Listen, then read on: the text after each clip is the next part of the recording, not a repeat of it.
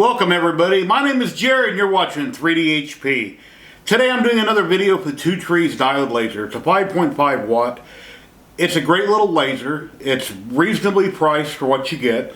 It's over on Amazon. It's got a nice profile. It's a good looking laser. And today's video is going to be a tribute to my dad. Now, something I thought about doing for a while. And, you know, I'm 57 years old right now. My father passed away when he was 57 years old, back when I was 17 years old. So, at the time of this taping, I'm currently 57, the same age my father was when he passed away. He was a carpenter here in Las Vegas, Nevada. He was a World War II veteran, and he had many different trades.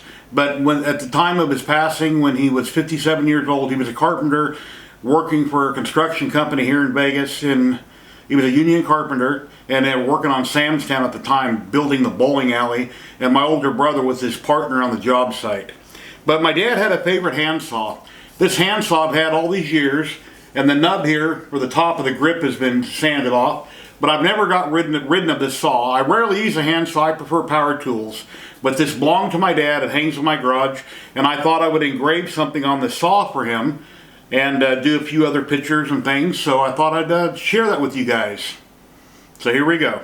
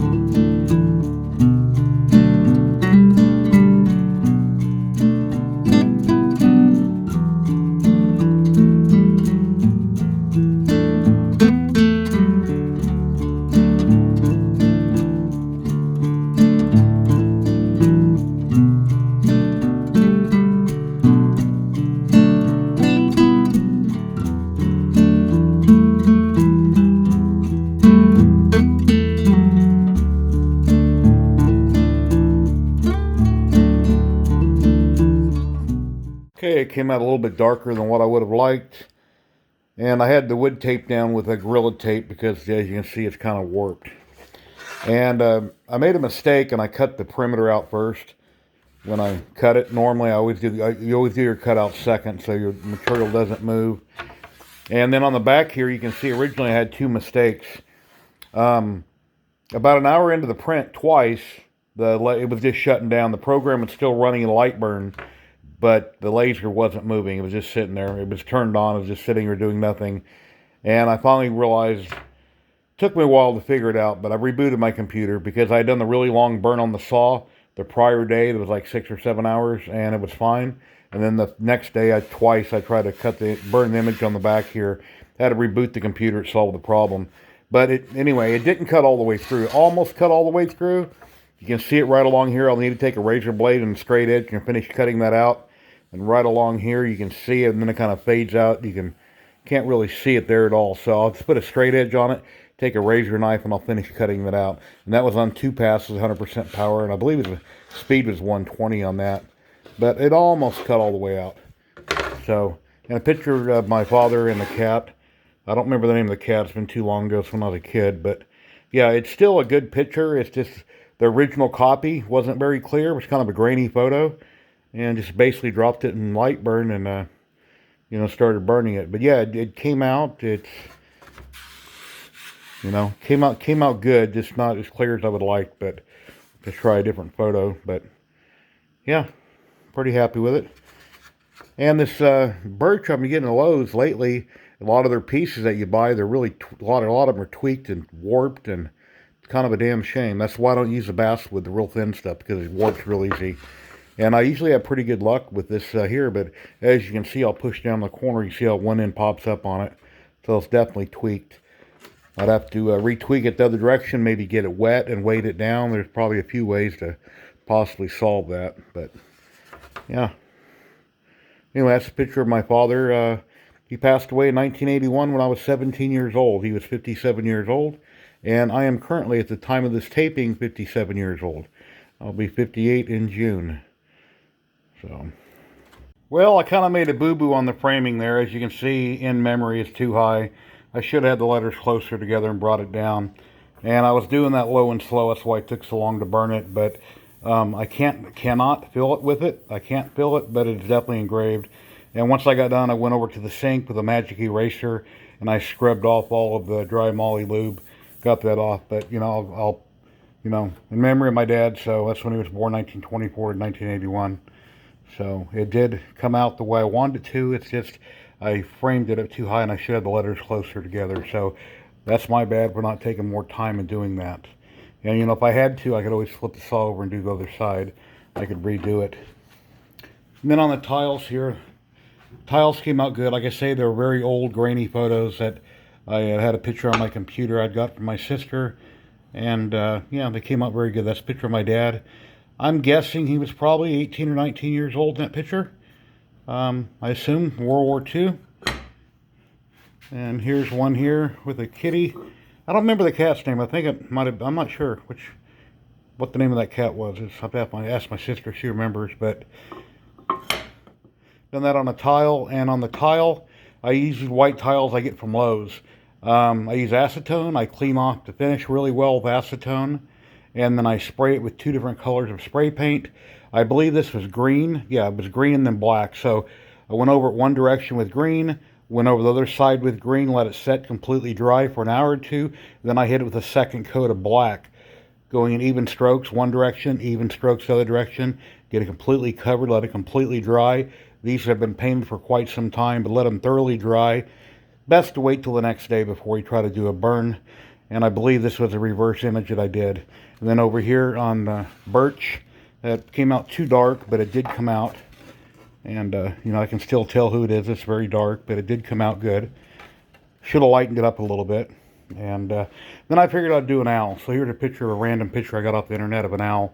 And I did. And once I get all these tiles done, I take a magic eraser over to the sink like I did with the saw.